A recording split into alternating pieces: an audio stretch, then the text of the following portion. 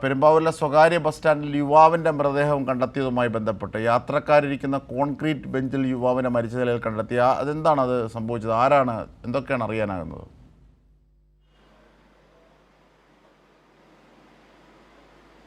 അജ്മഷാദ്, ഇന്ന് പുലർച്ചെയാണ് ഈ പെരുമ്പാവൂർ സ്വകാര്യ ബസ് സ്റ്റാൻഡിൽ ഈ യാത്രക്കാർക്ക് വെയിറ്റ് ചെയ്യുന്നതിനുള്ള ബെഞ്ച്, അവിടെ ഒരു കോൺക്രീറ്റ് ബെഞ്ച്, ആ കോൺക്രീറ്റ് ബെഞ്ചിൽ യുവാവിനെ മരിച്ച നിലയിൽ കണ്ടെത്തിയത്.